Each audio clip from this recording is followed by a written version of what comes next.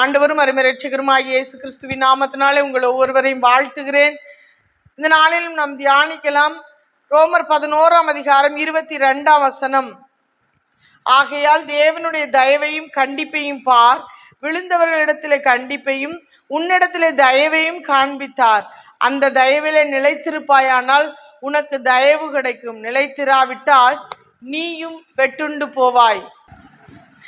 இங்கே நம்ம வாசிக்கிறோம், பவுல் ரோமாபுரியாருக்கு எழுதும்போது 13 அவர் எழுதுகிறார், புறஜாதியாராகி உங்களுடனே நான் பேசுகிறேன் அப்படின்னு சொல்லிட்டு, உங்களில் சிலரை ரட்சிப்புக்குள்ள நடத்த வேண்டும்ங்கிறத வச்சு நான் ரொம்ப மேன்மையா இருக்கிறேன் அப்படின்னு சொல்லிட்டு நீங்க அங்க வாசிச்சு பார்ப்பீங்கன்னு சொன்னா, புறஜாதியா இருக்கிற நீங்க அவருடைய ரட்சிப்புக்கு பாத்திரவான்கள் அல்ல. ஏன்னா அவர் இஸ்ரவேல் வீட்டாரிடத்துக்கு தான் வந்தேன்னு சொல்றாரு.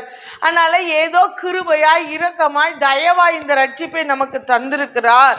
அந்த காட்டொளிவ மரமாய் இருக்கிற நாம் ஒளிவ மரத்தோடு ஒட்ட வைக்கப்பட்டிருக்கிறோம். 17 அப்படிதான் அங்க நம்ம வாசிக்கிறோம். ஒட்ட வைக்கப்படும்படியாய் அழைக்கப்பட்டவர்கள். நம்ம அதான் வாசிச்சோம், நான் மெய்யான திராட்சை செடி, என் பிதா திராட்சை தோட்டக்காரர், எண்ணில் நிலைத்திருந்தா மிகுந்த கனிகளை கொடுப்பீங்க.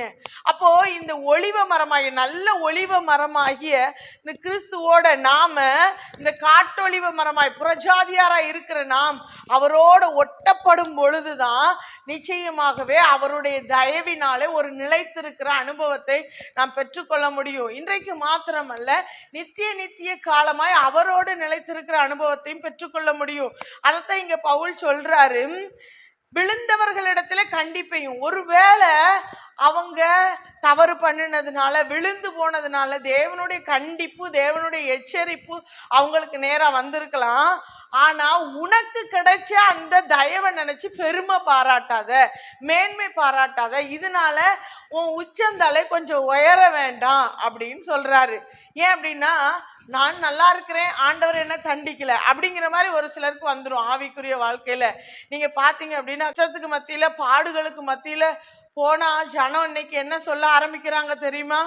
ஏதோ தப்பு பண்ணிட்டாங்க போல, அதான் இவங்களுக்கு பிரச்சனை, இவங்களுக்கு போராட்டம்.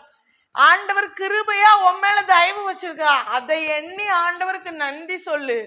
அவங்க மேல வச்சிருக்கிற அந்த கண்டிப்பை குறிச்சு நீ குற்றவாளியா நியாயம் தீர்க்கிறதற்கு நீ தகுதி இல்லை அப்படின்னு சொல்லி இங்க பவுல் எழுதுறாரு. அதுதான் ரோமருக்கு எழுதின நிருபம் 2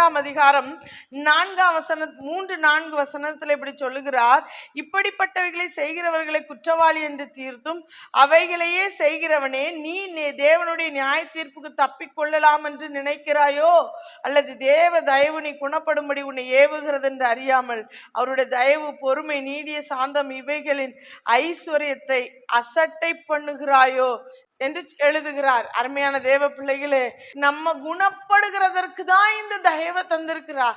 ஏதோ அவங்க தண்டிக்கப்படுறதுனால, கண்டிக்கப்படுறதுனால அவங்க ஏதோ நம்மளும் பாவியும் அல்ல, நம்ம மேல அவர் வச்சிருக்கிற தயவுனால நாம் நல்ல வாழ்க்கை வாழ்றதுனால நாம ஏதோ நீதிமான்களும் அல்ல. பிரியமானவர்களே, ஏதோ கர்த்தர் நம்ம மேல கிருபை பாராட்டி இருக்கிறார், நம்ம மேல தயவு வச்சிருக்கிறார். அதனால தான் நாம் ஏதோ நிற்கிறோம். விழுந்தவனை பார்த்து தயவு செஞ்சு சிரிக்காதீங்க, அவங்கள தூக்கி விட பிரயாசப்படுங்க. விசுவாசத்துல தளர்ந்து போனவங்களை தூக்கி விடுங்க, தள்ளப்பட்டவங்களை சேர்த்து கொள்ளுங்க. அவங்களும் விசுவாசத்துல நிலைத்திருக்க நீங்க தைரியப்படுத்துங்க. பிரியமானவர்களே, சங்கீதக்காரன் சொல்லுகிறார், அவருடைய கோபமோ ஒரு நிமிஷம் மாத்திரம்தான், ஆனா அவருடைய தயவோ நீடிய வாழ்வு. ஒருவேளை நம்ம பார்க்கிற மனிதர்கள் மேல கர்த்தர் ஒரு கோபத்து நிமித்தமா அவங்கள கண்டிச்சிருக்கலாம், ஆனா அது ஒரு நிமிஷம்தான்.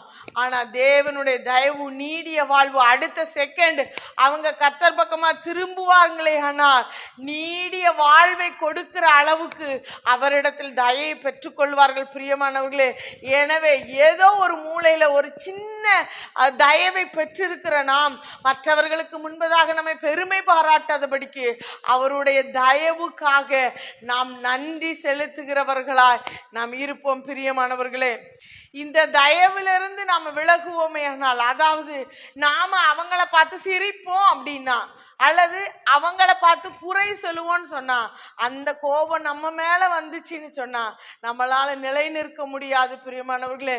எனவே இந்த தயவில நிலைத்திருக்க நாம் அர்ப்பணிப்போம். அந்த நீடிய வாழ்வை நாம் பெற்றுக்கொள்வோம். ஜெபிப்போமா? அன்பின் பரலோக பிதாவே, உம்மை நன்றியோடு ஸ்தோத்தரிக்கிறோம் ஆண்டவரே. தகப்பன் எங்களோடு பேசின நல்ல வார்த்தைக்காய் ஸ்தோத்திரம். இந்த நாளிலும் நீங்க எங்க மேல வச்சிருக்கிற தயவுக்காய் ஸ்தோத்திரம். நீடிய வாழ்வுக்காய் ஸ்தோத்திரம். நீங்க எங்க மேல வச்சிருக்கிற தயவிலே நிலைத்திருக்க கிருபை தாங்க. மற்றவர்களை குற்றவாளியாய் தீர்க்க நாங்க ஆண்டவரை எந்த விதத்திலும் தகுதி இல்லப்பா. அவன் நின்றாலும் விழுந்தாலும் உமக்கு உத்தரவாதி, உமக்கு தான் கணக்கு கொடுக்கணும். அதை உணர்ந்தவர்களாய் நீங்க எங்க மேல வச்சிருக்கிற தயவை ஆண்டவரை பெரிதனை எண்ணி உமக்கென்று வாழ எங்களுக்கு கிருபை தாங்க. உடைய கரங்கள்ல தாழ்த்தி அர்ப்பணிக்கிறோம். இயேசு கிறிஸ்துவின் மூலம் ஜெபங்கேளு நல்ல பிதாவே. ஆமேன், ஆமேன்.